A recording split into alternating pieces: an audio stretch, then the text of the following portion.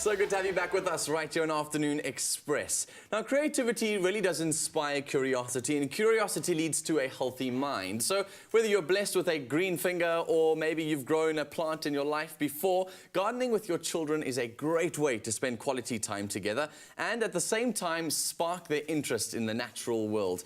Today we are joined by Misha Cooper from Zuzuland to give us some tips on growing your own herb garden with the kids. Welcome to our loft. Thank you very much. So first of all, can I just say that these look really, really cool and funky at the same time. And later on, I think later on in the week, on Friday, we're going to be having more of an in-depth discussion on the show about early childhood development. And I mean, why is it so important for kids to get so hands-on in arts and crafts? Well, first and foremost, the kids need to have fun. And it's a nice tool for them to spend some time with mom and dad. We're all very busy, and it's such a fun thing for them to do.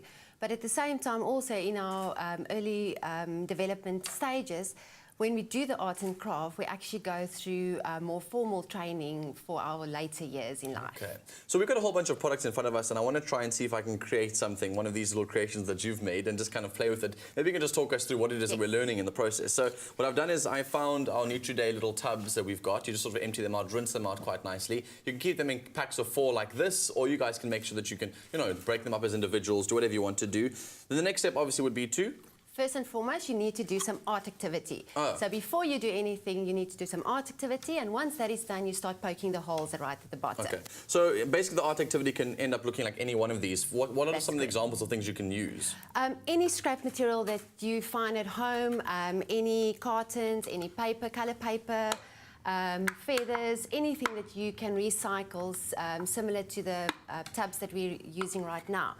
So anything can be used before you start poking the holes. The best kind of paint to use would probably be something acrylic? Acrylic would probably be the best one, cool, yes. because it sticks. Cool, so once you've got your empty jars, what happens next? You kind of start to pour, I guess, the soil will be your first port of call.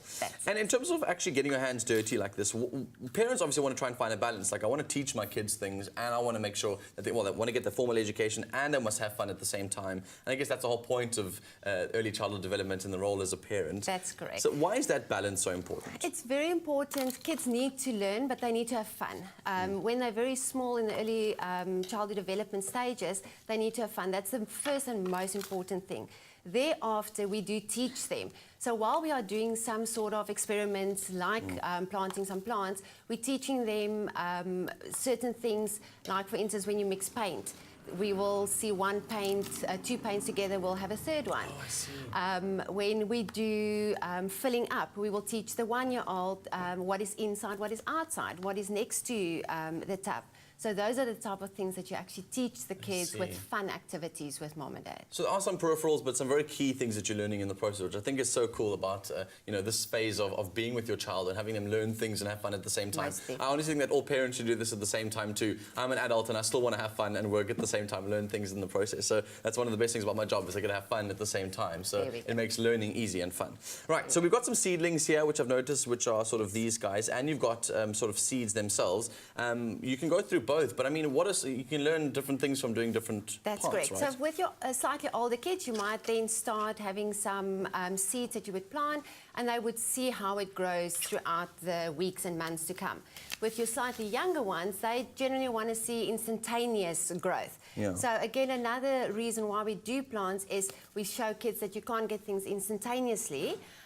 But for the very little ones, we actually then go and we take some plants that's already slightly bigger, and we plant that with them so that they can have some sort of gratification right at the end of the artwork activity. And what has been some of the feedback that you've got from the parents and things? Have you seen the growth in these kids that you guys work with? Have you seen them like really start to enjoy the environment, learn more about the natural world, that they've just grown appreciation by having fun? Most definitely. The parents can't stop talking about how much fun they are having.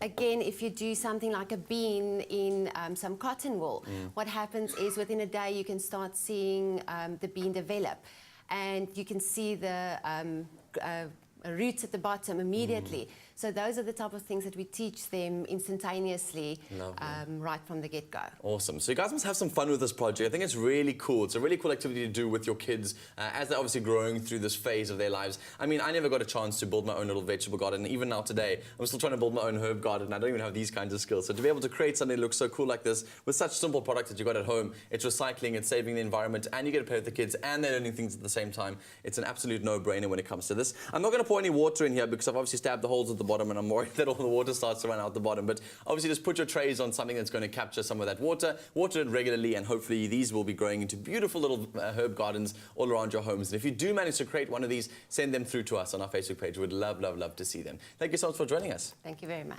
Right, so for more information and inspiration on how to get your kids to explore the creative side, visit nutriday.co.za. They've got tips and other things on how to grow your green fingers. Now, to stand a chance to win a Nutriday #SmartSnack hamper worth 2,000 Rand, post a picture on our Facebook page, Afternoon Express's page, showing us how you use old Nutriday yogurt tubs in your garden and home. And don't forget to add a picture to those.